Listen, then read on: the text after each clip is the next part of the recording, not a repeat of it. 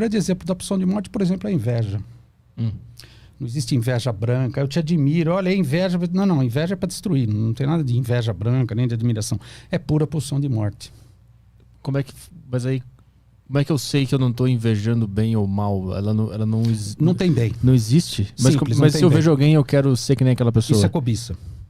Cobiça é ruim ou bom? Cobiça é humano, né? A gente cobiça coisas. Inveja, eu não quero que o outro tenha. Não é eu quero que o outro necessariamente vem junto no termo. Que tira daquele e dá pra mim. É isso? Não, ou destrói dele, assim ele fica sem igual a mim. E por que isso existe? Desde o bebezinho.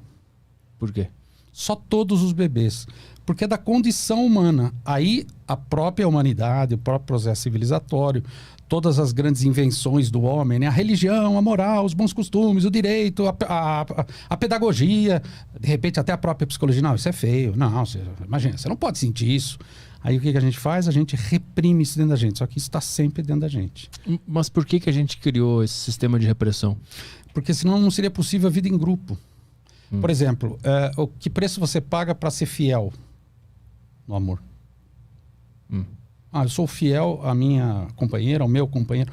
Eu abro mão de todas as mulheres, ou de todos os homens, no caso, em face da escolha de um só. Mas não significa que eu não tenha desejo por outros. Não significa. Esse desejo fica, de alguma maneira, reprimido dentro de mim. Então, você deve estar se perguntando, poxa, Leandro, então tem um monte de coisa que a gente quer fazer e não consegue exatamente. Aí você sabe onde a gente realiza? Onde? À noite, quando a gente dorme. No sonho?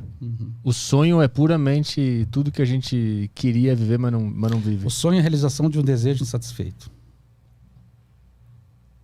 Mas e quando a gente sonha com uma coisa nada a ver, que tem um esquilo conversando comigo? É para você não entender. O analista vai falar, nossa, Arthur, que interessante. O que ele falava, esse esquilo? Esse esquilo te lembra alguém?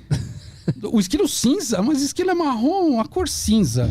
Ela te evoca alguma coisa? Você começa... Não, mas cinza, eu me lembrei de uma coisa. Agora, eu tinha um tio, puxa vida, ele chegava da empresa, lá ele era um uniforme cinza. Esse tio? Vamos falar um pouquinho desse tio. Então, ao invés de você sonhar com o tio, você sonha com o esquilo. O sonho é um vômito do inconsciente. Grosso modo, né? É isso. E aí vem tudo confuso com referências que tu viu ontem. Sempre distorcido, para que você mesmo não entenda. Mas por que não é para eu entender? Porque aí dentro da gente tem uma coisa chamada superego e diz, você não pode desejar isso. Uma vez uma moça falou assim, ô Leandro, eu sonhei que eu tava na praia, pelada, correndo, tinha um monte de homem pelado correndo atrás de mim. Eu falei, Ela falou, putz, Leandro, quanto mais eu corria, mais eles se aproximavam. Eu falei, chegou uma hora que eles me pegaram, né? E eu falei, e aí? Aí eu acordei. Mas por que o sonho acontece, só que não é pra gente saber o que ele quer, se é uma coisa que a gente quer? É uma confusão do cacete. Não é autorizado você querer tudo, você não pode querer tudo. Por quê? Porque o social vem disso, é feio, não pode, hein? Para com isso, deixa de ser seja um bom menino, não pode falar isso, hein? Mas o social não é composto por diversas psiques iguais a essa? Exatamente. E de onde vem essa hipocrisia? Então, esses são os ideais da sociedade, é onde o nosso superego se nutre. Vamos voltar um pouquinho na pulsão de vida e pulsão de morte. Então o Freud escolhe, então dentro da gente tem uma coisa que leva à vida e que leva à morte. Então o suicídio, em última instância, é um cara que a pulsão de morte venceu. Ele falou, chega, já tomei a decisão, vai ser hoje, a pulsão de morte venceu. Eu estou pegando um exemplo extremo. Agora imagina alguém absolutamente criativo, realizador, e eu não estou falando de coisas que levam a dinheiro, não, estou sentindo de realizar, de fazer coisas, uma pessoa que a pulsão de vida está ali muito intensa. Ok, aí o Freud falou, bom, então é assim. Então, deixa eu entender, o ser humano ele se move pelo princípio do prazer, mas tem o princípio da realidade, que é isso que você acabou de falar, né? Vem a realidade, a moral, os bons costumes, fala uma coisa, a religião fala outra. Arthur, você não pode fazer isso, você não pode pensar isso. Quando alguém fala que você não pode pensar isso, não significa que você vai parar de pensar, você só não vai mais admitir. Tem razão, não pode mais, tá? Mas dentro de você aquilo fica pulsando. Beleza, aí o que o Freud pensou? Falou, as pessoas se movem pelo princípio do prazer. Aí ele se deu conta, ele atendia caras que vinham da guerra, né? A guerra ainda não tinha acabado, às vezes os caras voltavam, feridos e tal. Vamos cuidar dos caras, chama os médicos, chama os psi, né? E o Freud falava que o cara não parava de falar de coisas horríveis. Bom, puto, meu amigo perdeu uma perna com uma bomba, outro levou um tiro no olho. O Freud falou, não, mas o cara vai falar uma vez, depois ele vai querer se esquecer disso. Não, o cara não parava de falar disso. Aí Freud se dá conta que isso é furado. Não existe somente o princípio do prazer e o princípio da realidade. E aí o Freud inventa um texto maravilhoso que diz, existe algo além do princípio do prazer. E Freud se dá conta de que o sujeito extrai um prazer meio, vamos dizer assim, questionável das coisas ruins. E aí Freud vai estudar o masoquismo. Quando ele estuda o masoquismo, ele fala, não, minha teoria está furada. Isso que era bonito do Freud. Não, está furada. Não é só o princípio do prazer. E ele fala, existe uma compulsão à repetição. Vou te dar um exemplo. Eu tive um parente, ele abriu 5 negócios depois de aposentado. Ele foi roubado por 5 sócios, até que no final não tinha mais nada, né? Só ficou com o nome sujo, cheio de dívida e tal. E ele falava, você não pode confiar em sócio. Eu na época ainda não estudava psicologia, psicanálise, mas mesmo como leigo eu falava, meu cara foi roubado 5 vezes por sócio, tem algo estranho aí. Depois de todos esses anos de estudo, de prática, eu falei, tem algo do cara nessa repetição. Então isso que o Freud percebe, poxa, então o ser humano repete coisas na vida dele, coisas até contra ele. Então o Freud falou, peraí, então tem uma coisa estranha. E o cara não se dá conta disso. Aí ele inventa a questão do inconsciente, né? Ele acha que nós temos 3 grandes instâncias psíquicas. O ego, que é a mais comum, né? Eu sou o Arthur Petri, olha aqui, você fez meu nome aqui, Leandro. Isso é seu ego. É claro, a gente precisa do ego para sobreviver. O cara na porta pergunta, quem é você? Eu sou o Leandro. Eu tenho que saber que sou eu. De fato eu não sou nada, mas aqui eu sou o Leandro. Eu falei pra moça, você quer uma água, Leandro? Eu falei, sem água eu não sou nada. Eu falei, com água eu também não sou muita coisa. Eu sou o Leandro. Mas é só o ego da gente. É essa sacada do Freud. Ele falou, não, tem algo além. Aí ele acha que dentro da gente tem uma coisa chamada isso.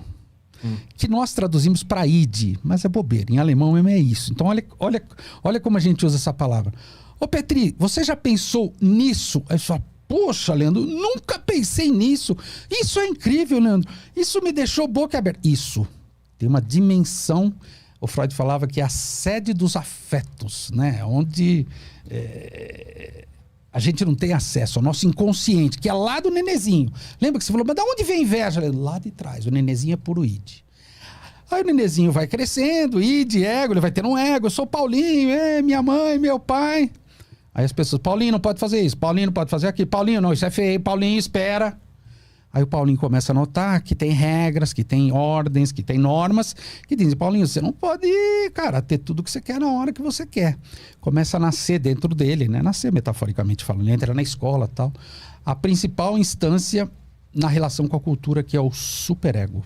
Que é o quê? Que, na verdade, em alemão seria supraego. Por exemplo, nós moramos no Brasil. A gente responde à República Federativa, né? Que é o governo federal. Só que o Brasil responde à ONU. A ONU manda no Brasil. Então o superego seria uma espécie de ONU dentro da gente. Então esse superego ele passa a ser uma instância que critica, que julga, que exige, que diz isso é certo, isso é errado, você não conseguiu. Então o superego, um psicanalista que eu gosto muito, chamado Jacques Lacan, ele falava uma instância obscena e feroz. Por que ele é obscena?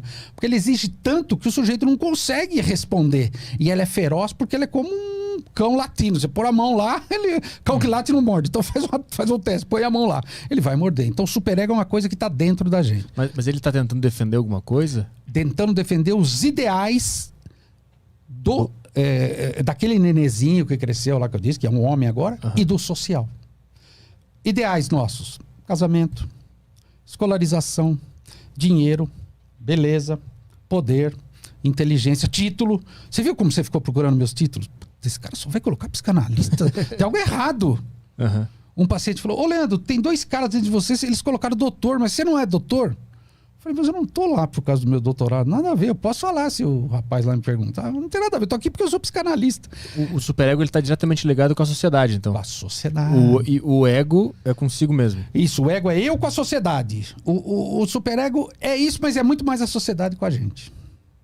O superego é o que a gente espera da sociedade ou o que a gente imagina que a sociedade está pensando? Não, ao contrário. O superego é o que a sociedade exige da gente. Ah, o superego então é como se fosse uma força coletiva, assim. Não tá dentro do indivíduo o superego. Entra dentro do indivíduo e fica, nunca mais sai. Então é como se uma parcela da sociedade entrasse na gente e toma... Você quer ver um exemplo? Toda criança no desenho vem mostrar o desenho pra gente. Ô, Arthur, olha o meu desenho. Você falou, que legal, Paulinho. Ficou bonito esse desenho. Ficou horrível, uma garatuja. Aí você fala, meu desenho. Chega uma hora que ele fala, não mostro mais desenho pra ninguém. Ô, Paulinho, não desenho mais. Não é porque ninguém falou, Paulinho, para de fazer essas garatujas. É porque ele falou, putz, será que o Arthur vai achar do meu desenho? Nossa, isso foi horrível.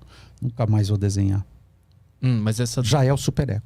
Mas se todo mundo sempre elogiou o desenho, por que ele teve isso? Não importa, porque ele pode achar que não. Então quando o ser humano entende que existe uma sociedade, que existe um sistema de avaliação... Que existe o outro, exatamente. Aí o superego se instala. Isso. Aí o superego começa a cobrar um ideal dele. É por isso que a gente olha no espelho e fala, puta, tô gordo, meu cabelo não tá bom, tô magro, tô feio. Não, mas você não tá, pô, não, tá legal. Não, eu sou baixinho, não, eu sou alto. Nunca tá bom. Porque é um ideal de você mesmo que você escolhe. Vou dar um exemplo. Quando eu falo em público, eu sempre dou esse exemplo. Quando você vê gravação de você, né? Bom, hoje em dia é celular, mas antigamente, né? Tinha as gravações de casamento, né? Aí você fala, nossa, esse cara sou eu, mastigando de boca aberta, bêbado, vermelho. Não, deve ter algum problema na gravação. Ou quando você ouvia a sua voz na secretária eletrônica, lembra?